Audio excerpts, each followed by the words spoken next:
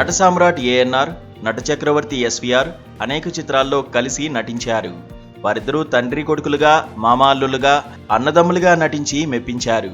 అయితే వీరిద్దరూ నాయక, ప్రతినాయక పాత్రల్లో నటించిన చిత్రాలు తక్కువనే చెప్పాలి. అలా ఏఎన్ఆర్ హీరోగా, ఎస్వీఆర్ విలన్గా నటించిన చిత్రాల్లో అల్లావుద్దీన్ అద్భుత దీపం ఒకటి. అరేబియన్ నైట్స్లో సుప్రసిద్ధమైన అల్లావుద్దీన్ అద్భుత దీపం కథ ఆధారంగా అల్లావుద్దీన్ అద్భుత దీపం చిత్రం తెరకెక్కింది.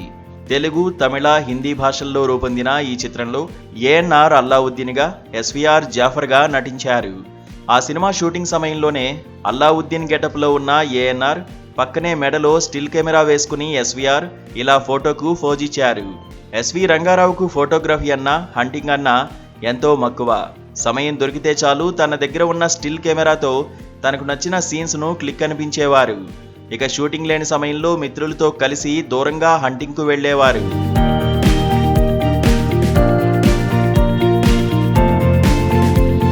ఇక ఎస్వీఆర్, ఏఎన్ఆర్ నటించిన అల్లావుద్దీన్ అద్భుత దీపం విషయానికి వస్తే ఇందులో అంజలీదేవి నాయిక యాస్మిన్ పాత్ర పోషించారు. ఈ సినిమాను Allauddin and the wonder lamp పేరుతో ఆరంభించారు. తెలుగులో అల్లావుద్దీన్ అద్భుత దీపంగాను, తమిళంలో అల్లావుద్దీన్ అర్బుద విలక్కంగాను, హిందీలో అల్లాదీన్ కా చిరాగ్ గాను రూపొందించారు.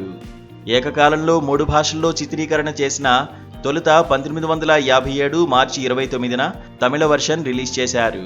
తర్వాత అదే ఏడాది ఏప్రిల్ 13న తెలుగులో విడుదల చేశారు.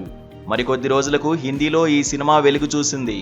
అయితే ఏ భాషలోనూ Allauddin and the wonder lamp అలరించలేకపోయింది. అందుకు కారణం లేకపోలేదు. అరేబియన్ నైట్స్లోని అల్లావుద్దీన్ కథనే కొన్ని మార్పులు చేర్పులు చేసి తెలుగు వాతావరణానికి అనువుగా పింగళి నాగేందర్రావు పాతాళ భైరవి కథ రూపొందించారు.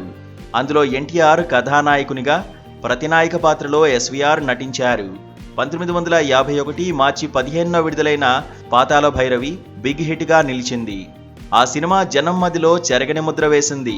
పైగా పాతాళ భైరవిలో విలన్గా నటించిన ఎస్వీఆర్ ఇందులోనూ ప్రతినాయక పాత్ర పోషించడంతో జనం కొత్తగా అనుభూతి చెందలేదు. ఏదేమైనా టిఆర్ రఘునాథ్ దర్శకత్వంలో తెరకెక్కిన ఈ సినిమా పరాజయం పాలైంది. అయితే ఓ పాటను గేవా కలర్లో చిత్రీకరించారు.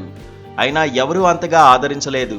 ఈ సినిమా రిలీజ్కు ముందు అదే ఏడాది విజయవారి మాయాబజార్ చిత్రం తెలుగు, తమిళ భాషల్లో విడుదలై అద్భుత విజయం సాధించింది.